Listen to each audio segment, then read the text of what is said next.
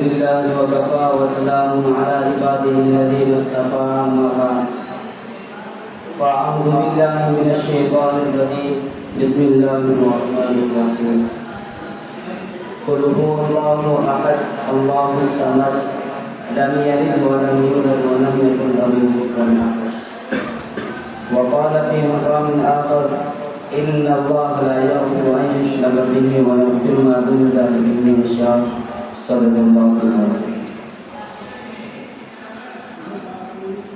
میں آپ جیسے عظیم المرتبہ حضرات کے سامنے توحید کے عنوان پر چند لب گشائی کی تصاویر کر رہا ہوں. امید ہے کہ آپ حضرات کا وہ سماعت فرمائیں اور اس حقیقت پر تفسیر کی ہمت افزائی فرمائے.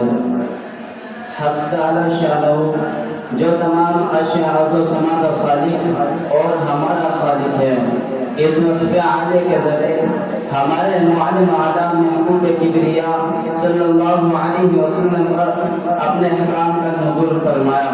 اس مقدس ہستی نے ہمیں ایک ایسی قوت عالی بخشی جس کو ہم عقل سلیم سے تعبیر کرتے ہیں. اگر ہم اس قوت عالی کو استعمال میں لاتے تو کائنات کے ہر ذرے سے وحدت خدا بندی کی خوشبو آئے گی. ذرا کائنات کو درکنار اگر ہم خود اپنے اندر جھانک کر دیکھیں تو وحدت ہی وحدت نظر آئے گی. اللہ نے ہم پر بے شمار نعمتوں کا نزول فرمایا. اس کے باوجود اگر ہم کسی معصیت کے مرتکب ہوتے ہیں پھر وہ ذات کریم اس کا فضل ہمیں معاف فرما دے گا. لیکن جب کوئی شرک جیسے بڑے گناہ کا مرتکب ہوتا ہے تو خدا پاک خود معاف فرماتے ہیں. ان اللہ لا یغفر ان یشرک به ویغفر ما دون ذلک لمن یشاء. بے شک رب کائنات مشرک کی مغفرت نہیں فرمائے گے اور اس کے علاوہ جس کی چاہے مغفرت فرماتے ہیں.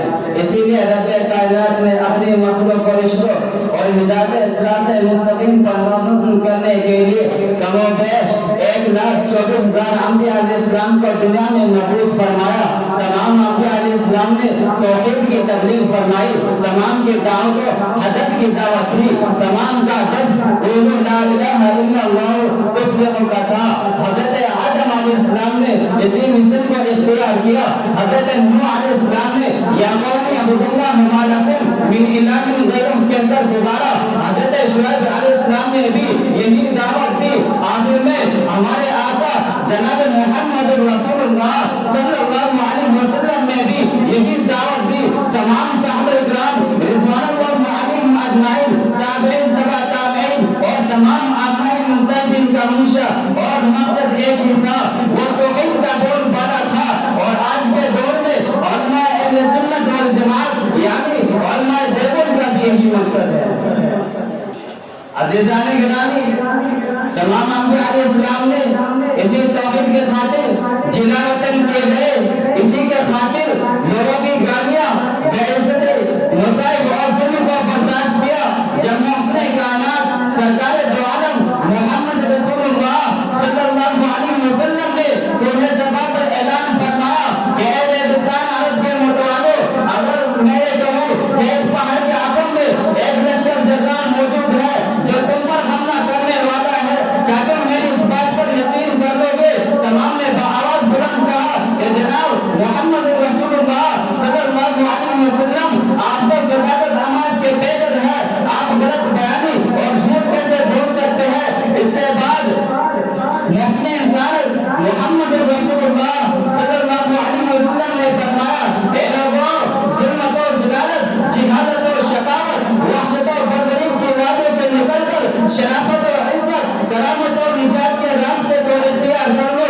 اور فرمایا قولوا لا الہ الا اللہ تفلحون. تمام اسلام مظفر کو پڑھ لو، کامیاب و کامران ہو جاؤ گے. بس اتنا کہنا تھا کہ سنت اور کفر میں ایک نام مچ گیا. تمام کفار مکہ حیرت زدہ تھے کہ محمد بن عبداللہ کو کیا ہو گیا، وہ اپنے آباء اجداد کے محبوب کی مذمت کر رہا ہے. میرے دوستو، اس کے بعد